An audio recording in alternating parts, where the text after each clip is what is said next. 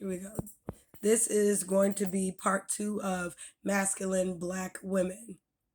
I just want to play with this white guy said.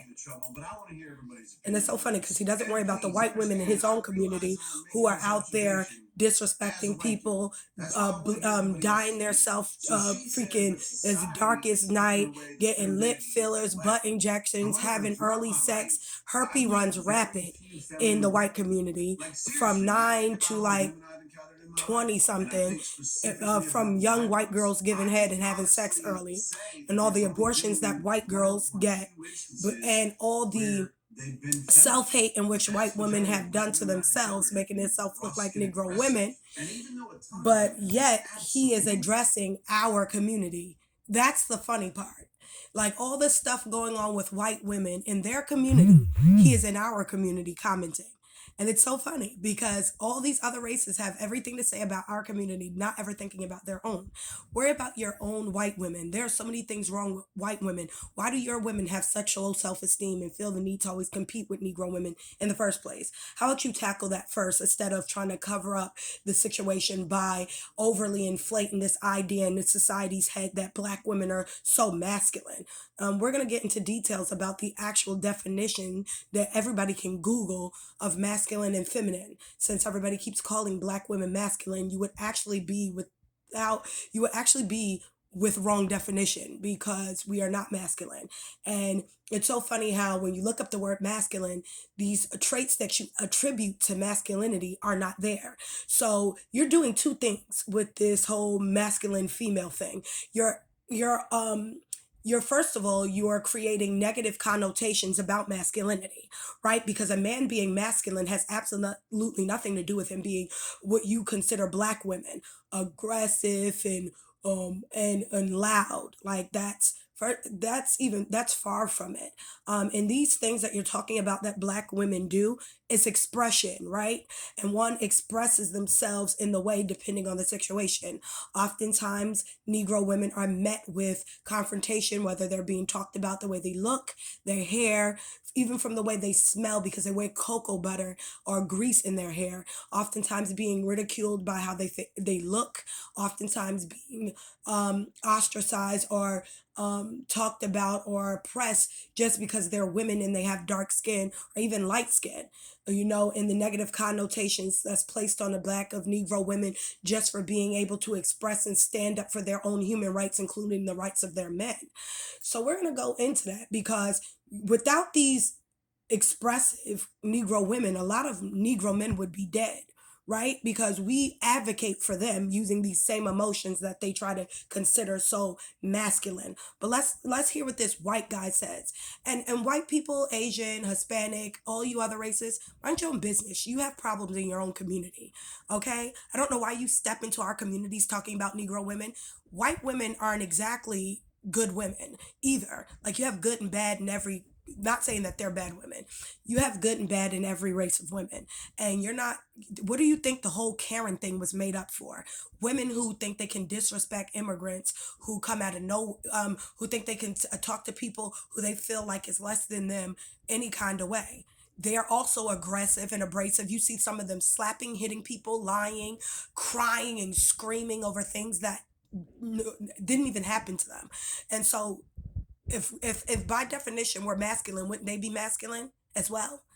Like what makes us different, right? Because you're talking about hue of complexion. Well, also I looked up the definition of masculinity. It never said that masculinity had a hue of complexion, because if by that definition being masculine is dark skin, that means all white men and all men that are non-negro or non-dark skin are effeminate. So you're saying all white, Asian, and Hispanic men are feminine because they don't have a dark hue? Because that's what you would be inadvertently saying, and so would Negro men who advocate that masculinity is dark skin.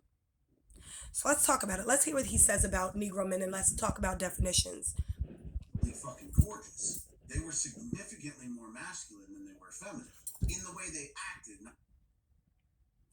However, throughout my life, I've met very few feminine black women.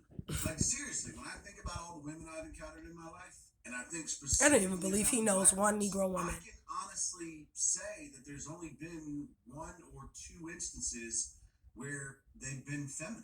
So then, therefore, you've met Negro women who were feminine. You just double And talked even though a ton of them have and been contradict yourself. absolutely fucking gorgeous, they were significantly more masculine than they were feminine. Well, that's if In you the were way they using acted, not masculinity the way they looked. So in my the question right is context. society doing it? It Or is. it just the behaviors of black women in society? Definitely isn't, because by definition, we'll get into that. Okay, and this came from this story that they're bleeping out of somebody fixing the face of a black woman and making her look, again, you'll see it in the first video, making her look like a man, and then saying Kylie Jenner is more feminine than the black girl. First of all, she was very feminine when you see her face. Secondly, first of all, Kylie Jenner had surgery. She had her face done from her cheeks, her nose, and her lips. So what are you talking about? If by definition femininity has any, if you're talking about features and then you take Negro features and put it on a white woman's face and you call it feminine, then we would be feminine because you took my features to make her feminine, right? Those full lips, those full pouty big, it's not even full lip. Those are big lips. One that back in the day we would call soup coolers, right? So she has big lips. And if that's what made her feminine, then we already are feminine because we naturally come out with those features, right? The cheekbones, the high cheekbones, the full lips, that whole face that she paid for. We would be in fact feminine by definition, right? I don't deny, but then you turned around and you mess with these and altered these pictures just to prove a point. And I don't know what point you were trying to prove, because if you had to alter the pictures, then you lied.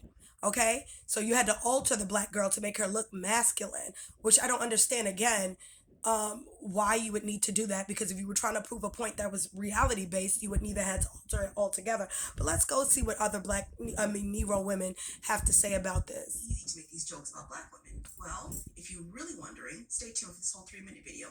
I'm going to give you a little history, sociology, and pop culture all in one. Go ahead, My name girl. is Jess. I'm a fashion, health, and culture writer. And on a Substack post from 2021 that I Turn recently it off. updated, I talked about why confident black women make people so uncomfortable and why it's easy to paint women as the masculine villain. So let's get into it. The tropes of the strong black woman, the angry black woman, and the black superwoman are all three offshoots. And thank of you. Jim This is Crow Jenny era O's stereotypes, page. such as the sassy black mammy, the sapphire, and the Jezebel, all created with one goal in mind: to lessen the stature of black women. You see, after the end of slavery, white supremacy and Jim Crow era laws and politicians and leaders really didn't want black people to figure out that they could leave and they could go get better jobs. So a lot of stereotypes that we still see about black people, like that we're lazy, yeah, that was created around that time. Amen. Yvette Kolger, the Associate Dean of Diversity, Equity, Inclusion, and Justice at the Boston University Public School of Health, says this: the phrase strong black woman evokes both myth and reality. The myth is a proud, no-nonsense woman who faces hardships with wisdom, but in the end, she must accept her fate. The reality is a proud woman who has no other choice but to persevere, survive. It can often be difficult to distinguish between the two. The truth of the matter is, black women are not afforded the same protection as our white and non-black counterparts, especially Amen. if those non-black counterparts are lighter and closer to simulating into whiteness. Amen. That all comes down to how we look. Yes, let me explain. Yes. I'm sure Megan Thee Stallion, the H-Town hottie, at 5'11", she is tall, black, loud, uses vulgar lyrics, and doesn't mind showing a leg or two. Now, because of this, she is the exact antithesis of the image of femininity. Hence that why white she is supremacy controlled in the media to Small, look this way. thin, meek, quiet, modest, and white. Megan Thee Stallion was shot and lost her mother and grandmother all in the same year. Instead of showing her any sympathy, people on the internet called her a man. Yeah, a man. This is not the first time the internet has called a tall black woman a man. You guys are probably too young to remember, but when Ciara, yes, Russell's wife Ciara, hit the scene in 2004, there was a vicious, nasty online rumor that she was a male to female transgender person. Because she was Nothing tall. wrong with being transgendered, but she's not. She was born a woman. This is transphobia and misogynoir. I don't have time to talk about all this shit y'all talk about Lizzo just because she's fat and black.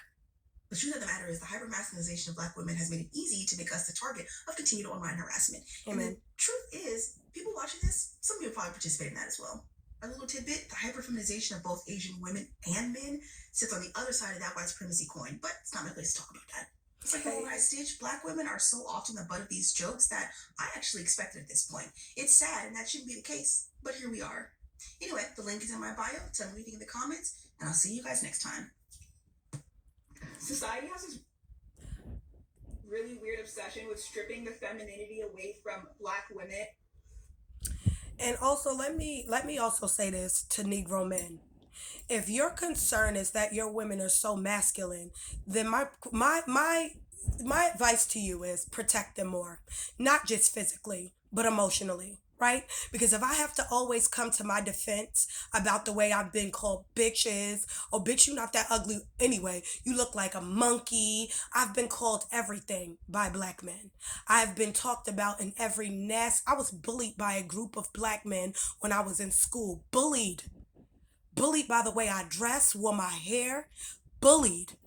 They hold no punches. I could not fight a group of black men. They did not care that I could not defend myself. I had to verbally and even sometimes almost fight these men. And I couldn't fight fair because they could beat me. So it would result in me having to stab them or shoot them. Because how else will I protect me? I don't want to get rolled on to places to give to for you to feel like a man. I have to cry when you do stuff to me. I cried. You had no sympathy. You didn't care about my tears because to me you never saw me like a woman. You never wanted to treat me. You never wanted to treat us good. You never did. So you always tried to justify your mistreatment of Negro women by deeming me as a man, and in which you would never do to another man. That's the truth. You guys act like you actually fight each other. You don't. You would do anything but fight another black man. You shoot each other because that's how scary you guys are of each other. So if we were so masculine, you would think we would put enough fear in you to make you not punch, hit, and smack on us the way you do, even come out of your mouth disrespecting us, calling us all types of bitches and stuff. If we were men, you wouldn't do that. So clearly we can't be too masculine because you don't feel the need to hesitate when you put your hands on us. So let's really talk about it. Now I want to go into the definition of masculinity and femininity. And yes, I wrote this down, and yes, y'all can go back and y'all can Google these definitions. Right? Don't worry about my big old screen TV being on the floor. It's too heavy and I'm not picking it up. Okay. Okay, so the definition for female is not really one. It's just saying that it is to be womanly.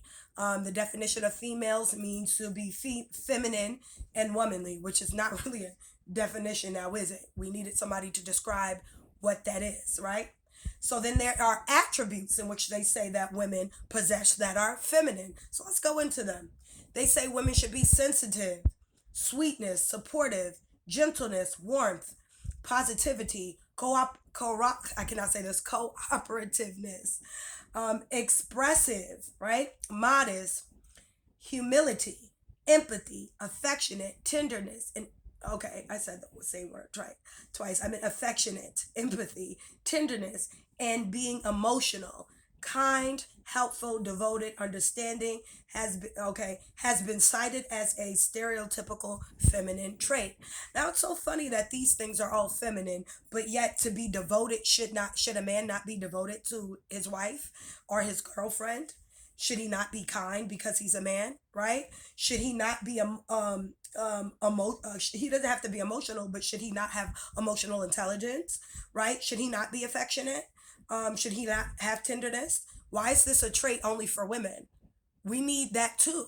Because if that man doesn't have those things, well, how can he withstand a relationship and be with the children and raise children who are emotionally intelligent, including young girls who they owe father, if he has none of those traits for that girl to learn? She has to learn that from her father as well. Otherwise, she'll go out in the world again, like most Negro women, trying to protect themselves from being hurt. Because let's not act like most Negro women are not protected. We are not. We grow up with fathers. We grow up with men who are stronger than us, who sometimes wants to fight us. They diss us. Oh, was it not a big thing? I grew up in the 90s. It was a big thing in our community for black men to diss black women for every reason under the sun. Well, I was a very sensitive young girl. I've never been masculine. Very sweet girl, very nice, but I kept getting dissed. And I was a very pretty dark-skinned little girl, and I was very loving and very sweet, but black men kept treating me so bad. I had to learn how to defend myself. I had to. It was roll or be rolled on. It's either, roll on others or be rolled on. I didn't want to be a punk. I didn't want to be rolled on. I didn't want to just be beat up and kicked on and talked about. So I developed a tough skin and said, no, I'm going to hit them if they hit me, and I'm going to crack jokes on them and make them feel bad as they made me feel. And that's only human nature for somebody to decide to defend themselves. Being a woman has nothing to do with defense. I'm not to lay down and wait for Superman to come and save me, because what if there isn't any Superman? What if there's no Superman? So me being that I want to live, I don't want to be mistreated or talked about. I said I have to defend myself by any means necessary, and that's what I did. Okay, so when boys would fight, would say anything to me or hit me, I hit them back. I hit them back every single time. And I do not regret it, and I will not change it. And if that makes me masculine, which it doesn't by definition, then that's none of my business. That's your problem, not mine. But again, let's go. It also says that to be feminine is to be womanly. Well, the definition for womanly states that is relating to and having the characteristics of a woman. Right, which is not really saying anything. Then it says a smooth womanly skin. Then it goes on to say similar to feminine, female, and feminine, whatever that is. Then it says the definition of a girl or a woman body fully developed and curvaceous. And then it gives a sentence. I've got a womanly figure. So that's what being feminine and womanly is. So by definition, when a woman gets angry because she's been hurt, called a bitch, or disrespected, or just expressing herself, well, it does say under the attributes of a female is that she is expressive. So it does not say that, it did not say that, or it did not cut off expression and say that she could not express being anger. Because like I said in the first video, if women were not meant to get angry, just like men have penises and women have vaginas, if we were not meant these things, therefore God would not have created women with the ability to even get angry, right? So when you look under the definition of femininity, and you find the attributes is expressive, well, that's all a Negro woman is doing when she's upset. She's expressing it. Now there's going to be a part 3 because I don't want this video to be too long. So I'm out.